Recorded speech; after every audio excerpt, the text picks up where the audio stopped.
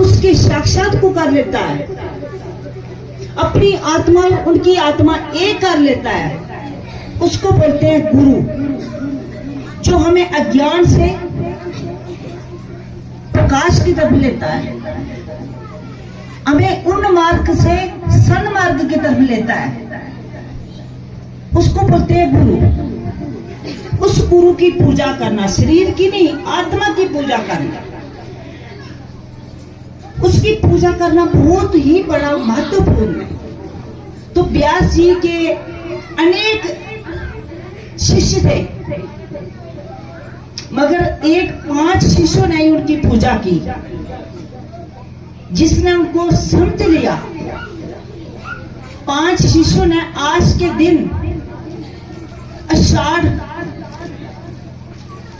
महीने की जो पूर्णिमा आती है, उस दिन व्यास जी को उच्च गद्दी पर बिठाया, ऊंचे आसन पर बिठाकर पुष्पमाला पहनाकर और उनकी आरती पूजा की 5 शिष्यों ने। तभी से व्यास पूजा, तभी से गुरु पूजा का ये दिवस चला कि आषाढ़ महीने की जो गुरु पूर्णिमा होगी, उस दिन गुरु की पूजा होगी, जो हमें ज्ञान देते हैं, जिनके पास जाकर वहां जन्म मरण से पार होते हैं। सत्संग सभी आते, मगर सत्संग को कोई ही समझता है, कोई ही गुरु के वचन को समझता है, कोई ही गुरु के वचन को संभाल कर रखता है। गुरु का वचन एक एक बड़ा मूल्यवान है। हम गुरु को शरीर को देखते हैं, शास्त्र बोलते हैं गुरु के शरीर को देखना, गुरु की पढ़ाई को देखना। अनपढ़ गूंठा शाप गुरु, जो बड़ी बड़ी डिग्रियां करने वाले हैं ना, वो भौतिक पढ़ाई करते हैं, मगर अनपढ़ जो साक्षात परमात्मा, जिसको पाने से बाकी कुछ पाना शेष नहीं रहता। जब वो पा लिया उसने, तो डिग्रियां तो जहां ही पड़ी रहेंगी। जिसने परमात्मा को पा लिया, जन्म मन से पार हो गया, इससे बड़ा वो क्या होगा। इसके बोल बोलने की वही अनपढ़ नहीं देखना, उसका शरीर नहीं देखना, अष्टवक्र का तेरा मेरा शरीर नहीं देखा। जनक जी ने उसके ज्ञान को देखा। आप लोगों को तो प्रमाण मिल रहे हैं ना कि हम बैठने मात्र से, हम वार्तालाप करने मात्र से, हम संग करने मात्र से ठीक हो रहे। इतने भयंकर जो हमारे लोगों के दुख जो ठीक हो रहे हैं, ये कैसे ठीक हो रहे हैं। हम आम आदमी के पास बैठते हैं, जाते हैं, वार्तालाप करते हैं, तो फिर क्यों नहीं ठीक होते। फिर जहां हम इनके पास बैठने मात्र से कैसे ठीक हो जाती है,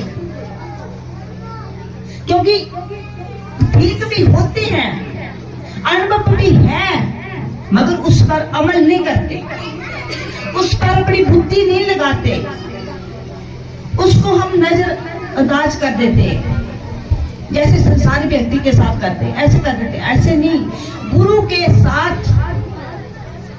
व्यास जी क्या बोलते हैं, शास्त्र क्या बोलते हैं, गुरु के पास ऐसे बैठना है,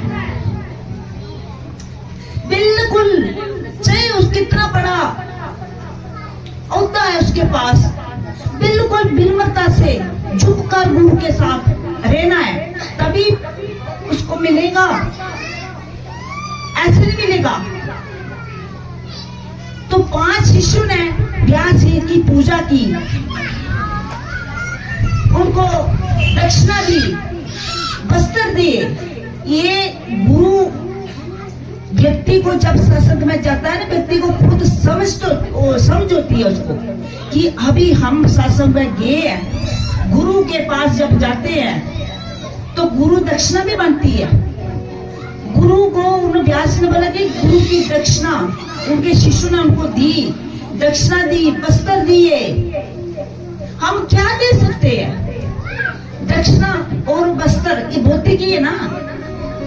मन का प्यार, अपना मन समर्पित, आरती में गाया ना अपने सब कुछ, तन मन धन सब कुछ भगवान को अर्पण कैसे करे, वो कोई बिरला ही करता है। जो तन मन धन प्रभु को समर्पण कर देता ना, वो हर पल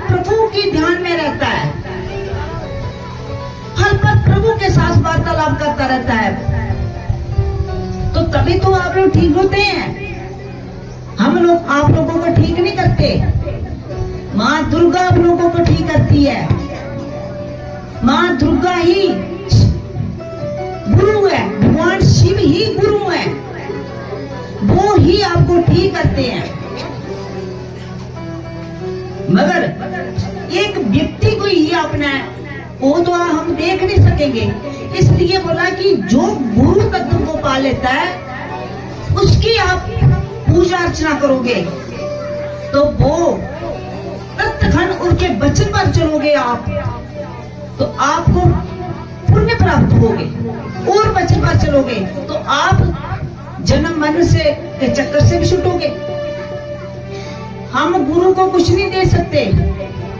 पहले गुरु जब बच्चे का जन्म होता है तो पहला गुरु माँ बाप होते हैं हमारे जन्म के, जो हमें चलना सिखाते हैं, बोलना सिखाते हैं, वो हमारे माँ बाप है कि छोटी सी उंगली पकड़कर जब उठाकर हमें चलाते हैं। तो गुरु पूर्णिमा के दिन सबसे पहले उठकर माँ बाप को प्रणाम करना चाहिए, उनके भी चरण स्पर्श करना चाहिए, उनके चरण को धोकर पीना चाहिए। ये भी शास्त्र बोलते हैं, सिखाते हैं हमें। और उसके बाद गुरु जिससे आप दीक्षा लेते हैं, गुरु हमें जन्म मरण के चक्कर से पार लेते हैं, दोबारा जन्म नहीं होता। मगर जो गुरु की बात को मान लेता है, गुरु के वचन पर चल पड़ता है, फिर उसको दोबारा सृष्टि में नहीं आना पड़ता। ये जीवन है क्या? एक दिन चले जाएंगे जैसे शरीर छोड़कर, तो हम भगवान का नाम जप करेंगे, सिमरन करेंगे, दान पुण्य करेंगे, जय हमारे साथ जाएगा ना। धर्म और कर्म जाएगा और भी सब कुछ जहाँ पड़ा रहेगा, कुछ हमारे साथ नहीं जाएगा। एक साल हम गुरु के पास जाकर अपने दुख छोड़ते हैं, गुरु से ज्ञान सुनते हैं, और एक दिन गुरु का होता है। और शास्त्र बोलते हैं कि गुरु का अधिकार है, गुरु आपसे मांग भी सकता है, मांग कर भी डट के मांग कर ले सकता है आपसे, क्योंकि उसका भी कर्तव्य है मांगने का, आपका कर्तव्य है उसको देने का। मगर ना दे तो कोई जबरदस्ती थोड़ी है। गुरु अपने पास नहीं रखता, गुरु के पास गुरु क्या लेगा? गुरु उसको क्या जरूरत है? जिसने वो पाया, जिसको पाना शेष नहीं रहता, तो उसको भौतिक चीज से कोई प्रेम थोड़ी है, नहीं। मगर आप लोगों को से भी कुछ पुण्य कराना है ना, आप लोगों को भी कुछ सिखाना है ना, कि दान पुण्य क्या होता है, गुरु की सेवा क्या होती है। जे करोगे, जे सीखोगे तभी आगे बढ़ोगे, ऐसे कैसे बढ़ोगे आप? जैसे बच्चा स्कूल जाता है तो कुछ सीखने के लिए जाता है ना, टीचर उसको सिखाते हैं ना, टीचर उसको भौतिक सिखाते हैं। गुरु इस शरीर मंडल से पार सिखाता है। गुरु आपको कुछ भी बोले, मगर गुरु की बात को अमृत मानो, गुरु की बात को प्रसाद मानो। जो गुरु की बात को प्रसाद मान गया, जो गुरु की बात पर अमल कर गया, समझो वो व्यक्ति तर गया। गुरु डांटने में गुरु का आशीर्वाद होता है। गुरु आपको गुस्से से बोले, वो भी एक प्रसाद है।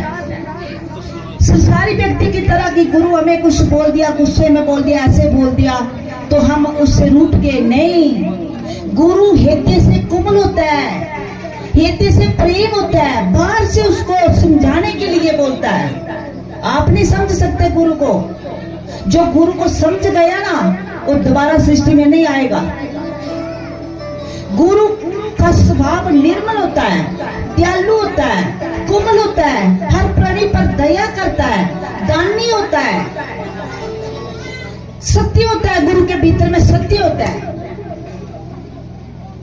जो सत्य पर चल पड़ा वो दिगमगाता नहीं है। जो छल कपट झूठ बेईमानी करता रहता है ना, उसको गुरु की बात समझ में नहीं आएगी। उसको गुरु का वचन समझ में नहीं आएगा, चाहे कुछ भी बोले नहीं आएगा समझ में। गुरु के वचन को संभाल कर रखना चाहिए, उस पर चलना चाहिए, तो फिर आपको कष्ट लगेगा, आएगा, चले जाएगा। थोड़ा सा है कि हम सत्संग में जाते हैं, पाठ करते हैं, हमें कैसे कष्ट आ गया, फिर हमारे कर्मों से हमारा बोया हुआ ही हमें आगे आकर फल मिल रहा है ना। साइड करनी है। वो बोला कि हमें परमात्मा प्रसाद दे रहे हैं, हमारे से कोई गलती हो गई तभी हमें ये थोड़ी प्रॉब्लम आ गई, या कुछ थोड़ा सा गलती हो गई तो भगवान हमें जागृत कर रहे हैं, फिर सुधर जा।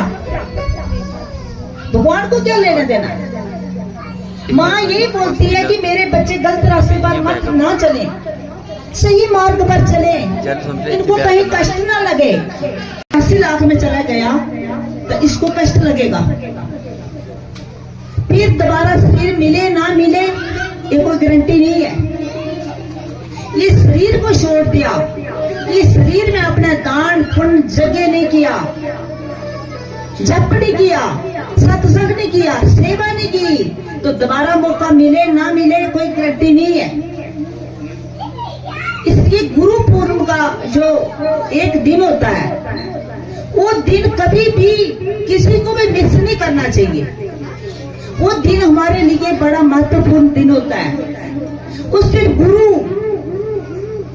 ब्रह्मा विष्णु महेश, गुरु व्यासी, सभी भगवान शिव जे सब पर कृपा करते हैं, सभी आ जाते हैं आप लोगों को कृपा देने के लिए।